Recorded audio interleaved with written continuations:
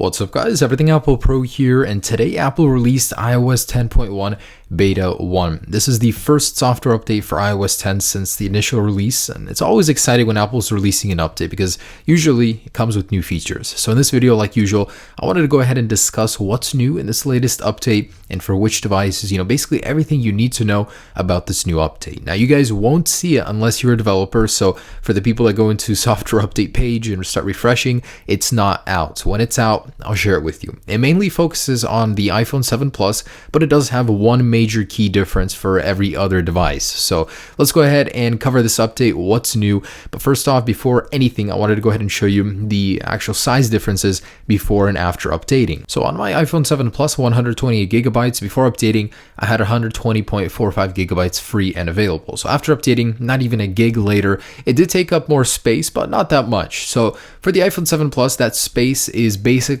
because of one key feature that Apple promised earlier and has finally delivered upon. So what's this new feature? It's the new portrait mode for the bokeh effect on the iPhone 7 Plus that they demoed at their keynote. Open up the camera application and you guys will see a new tab. It now says portrait. Slide over to it and you'll get this splash page. So it's basically telling you that it's a beta, it's not fully cooked yet, and there will be this little badge on the bottom saying depth effect, because the whole point of portrait mode is to get that bokeh in the background. So I'm going to go ahead and set an object on my table, and I had to readjust it several times because you actually have to have it pretty far back. I mean, I think it recommends at least 8 feet, so you can't have it too far, but you have to have it pretty close as well. So I'll go ahead and focus on this, and I still need to move it a little bit further back.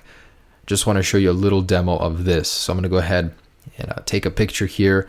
And on the bottom, you can see that the blur is in real time. That's the whole beauty of this, is that it's processing that blur, that bokeh, in real time. Now, I want to bring over my iPhone 6s Plus just to show you guys on a device that doesn't have this effect how it differs. And from a very similar length away, depth of field is pretty much non-existent. So just because you don't have that signal image processor, you don't have the same setup on the iPhone 7 Plus, you're not going to get the same blur. And that's what makes the iPhone 7 Plus special. I've already seen some pretty awesome examples of this, and I'm actually going to go out and film the iPhone 7 and 7 Plus quality test right now out in the mountains with the sunset. So I can't wait to share more of this with you later tonight. So that's super cool though. I mean, I gotta say the iPhone 7 Plus is impressing me more and more, and the fact that Apple's going to be adding features with time is awesome. So once again, I'm just going to go ahead and focus on this can, get that blur in the background, and it looks like a DSLR. It looks like a Canon,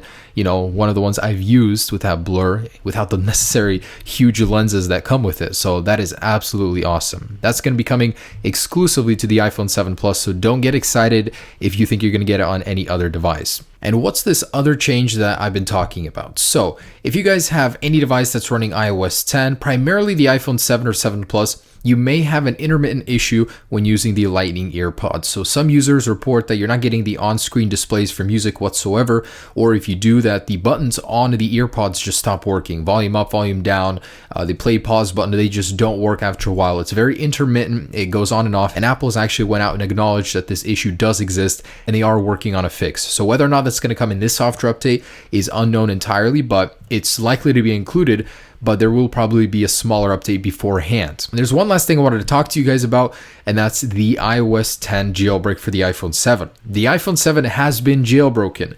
Unfortunately, it's someone that isn't going to release it. Of course, Luca Tedesco.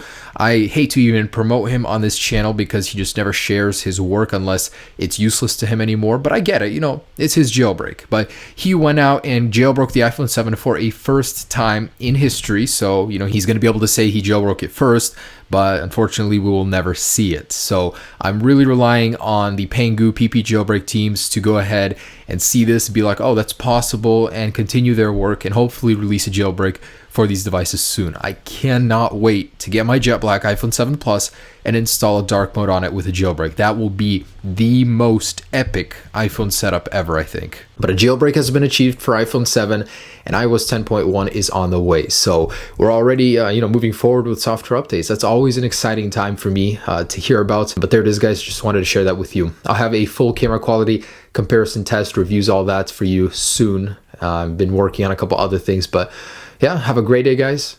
Peace.